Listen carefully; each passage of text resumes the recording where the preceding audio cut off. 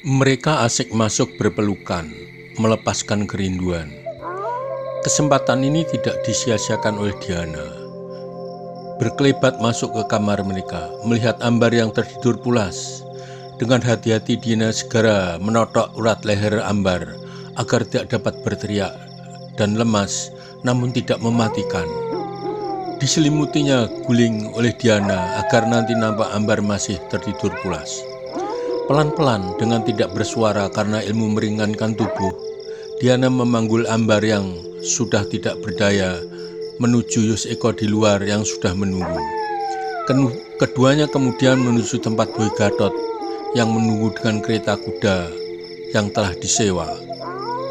Diana Sunaringsasi, ini yang lagi sakit, bawa berobat sebisamu. Maka Diana segera menyandarkan Ambar di kursi kereta kuda dan Boy menjaganya. Boy Gatot, baik. Diana Sunaringsasi, bawa berobat cepat agar tertolong.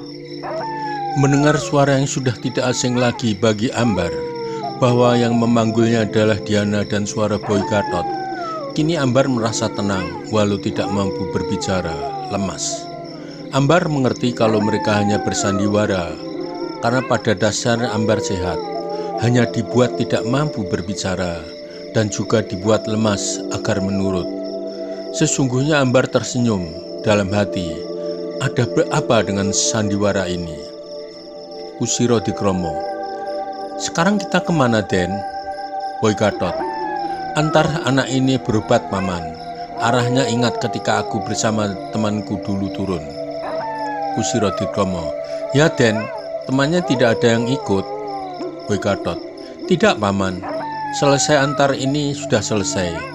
Paman bisa kembali ke pasar cari muatan lagi, Paman. Kusiro Dikromo, tidak Den, aku mau rehat saja. Malam ini sewaku lebih dari cukup. Biarlah teman lain yang mendapatkan giliranku. Kalau memang sudah rezeki, tidak usah dicari, kan dapat juga. Hihihi. Sementara Yoseko dan Diana melambaikan tangan sebagai tanda berpisah. Kemudian kereta kuda berlari agak cepat agar kas sampai, karena kusir merapa senang dengan uang sewa yang diberi oleh Boy, selalu ada lebihnya. Sementara Boy Gatot, Diana Sunaringsasi meninggalkan tempat menuju tugas masing-masing. Herlan dan Herman masih saja memeluk Dyah Reni dan Dyah Reno karena memang mereka sangat kehilangan orang yang paling mereka sayangi. Herlan, rasanya rasa rinduku sudah terobati, Reni. Aku harap Reni pun demikian. Waktunya aku meninggalkan tempat ini agar tidak bertemu dengan hantu gendayangan.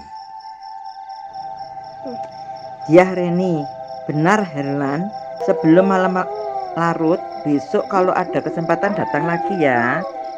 Kemudian Herlan segera mengharamit Herman agar segera beranjak dari tempatnya. Kita pulang, Herman, sebelum larut malam agar tidak bertemu dengan hantu gendayangan. Tentu saja Herman segera melepaskan pelukan Dyah Reno sambil berkata, kapan ada waktu aku datang lagi, Reno. Kemudian mereka berdua beranjak dari rumah yang sangat kotor karena tidak terawat setelah Durmagata dinyatakan bersalah dan dibuang ke Pulau Kambang. Dyah Reni dan Dyah Reno tidak mengantarkan, hanya berpisah sampai teras saja.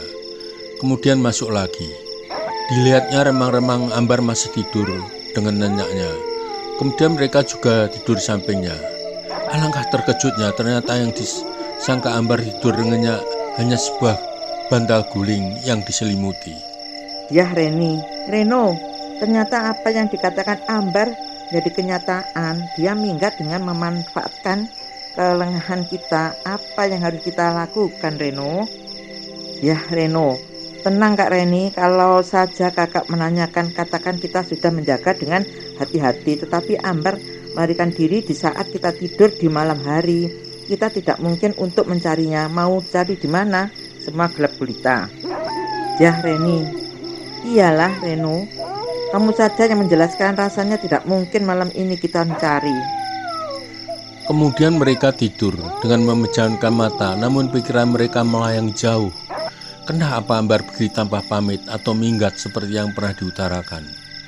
Esok hari Dyah Reni dan Dyah Reno segera menyapu halaman serta balai-balai jejak-jejak Herlan dan Herman di lantai agar terhapus bekas mereka pernah datang. Jejak ketika keduanya melepas kerinduan kepada si kembar. Kini Boy Gatot dengan kereta kuda sampai di depan rumah besar yang tidak lain rumah Gunadarma.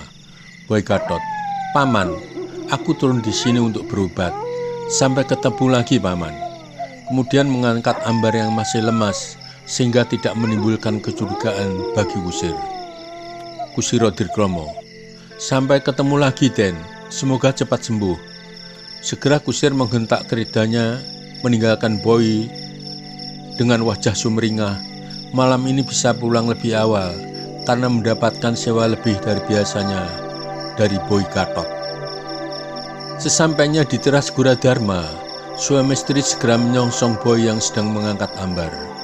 Kemudian dipandu oleh Hayang Putri masuk ke kamar dan ditidurkan bersamaan dengan Ambar yang sudah dapat berbicara. Ambar, Kak Boy, kenapa aku dibawa di sini? Aku masih ingat ketika tadi diangkat oleh Kak Diana, tetapi aku tidak dapat berbicara. Rupanya Kak Diana sengaja memijit urat leherku agar aku tidak berteriak. Boy Gatot, "Benar Ambar. Kenalkan dulu ini yang Gunadarma suami istri." Ambar, maaf Eyang, aku belum dapat mengulurkan tanganku, masih lemas. Namun aku sudah bisa berbicara. Eyang Putri, Nak Ambar tidur dulu biar tenaganya pulih. Ambar, ya Eyang, terima kasih. Ambar, Kak Boy, ceritakan kepadaku kenapa aku dibawa ke sini. Di mana aku dan kalau tidak salah dengar, tadi Kak Boy menyebutkan nama Eyang Gunadarma. Rasanya aku tidak asing dengan nama itu, karena pelajaran sejarah sudah mengenal nama Gunadarma, perancang Candi Borobudur. Jelaskan Kak Boy, sambil aku tiduran menunggu tenagaku pulih kembali. Boy Gatot, Ambar. Sebenarnya Ambar diculik oleh Dyah Reni dan Dyah Reno.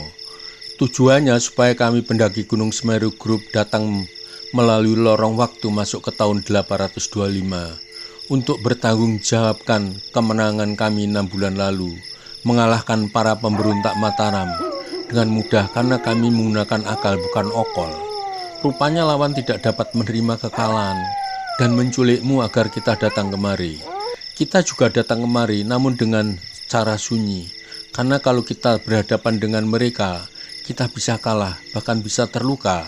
Ini yang tidak kehendaki oleh Jack kakakmu.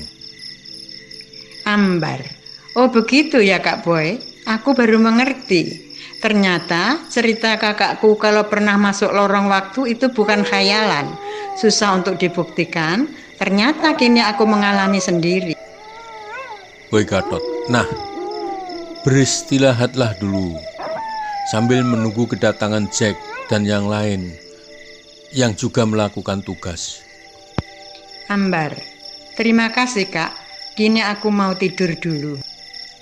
Kini kita mengikuti arah Diana Sunaringsasi dan Yos Eko menuju ke Putren untuk menemui Dyah Pramodawardhani yang kala itu lagi merenung mengingat masa lalu pertemuan dengan Yos Eko dan Diana, dan kini merasa gelisah melihat ayahnya Raja Mataram, Samaratungga, sedang memikirkan bagaimana mengatasi hantu jadian yang mengacaukan bahan pasokan pangan dan pendistribusiannya. Sebagai calon ratu pewaris tahta, tentu tidak tinggal diam, ikut memikirkan bagaimana mengatasi keadaan. Berkata dengan dirinya sendiri, Dyah Ayu Pramodawardhani, seandainya saja ada Diana, pastilah aku bisa minta tolong untuk mengurai masalah hantu jadian. Sebagai putri raja, aku tidaklah menguasai ilmu bela diri seperti halnya Diana. Ayahku menghendaki ilmu ketatanegaraan agar mampu mengatur negara. Selagi Dyah Pramodawardhani melamun memikirkan keadaan kerajaan di bawah kuasa Ayah Samaratungga, Diana Sunaringsasi dan Yos Eko mengendap-endap di bagian tembok keputren yang penjagaannya kurang. Diana segera melompat tembok, selanjutnya dengan ilmu meringankan tubuhnya, meloncat di rimbunan dahan dan pohon dekat rumah besar paling tengah tempat Dyah Pramodyawardhani berada. Seperti dahulu, Diana melihat di balai rumah tempat tinggal Dani berada beberapa penjaga sedang asik bermain kartu untuk menghilangkan kantuk agar tidak tidur. Segera Diana menyelinap masuk ke ruang dalam dan segera mengetuk pintu.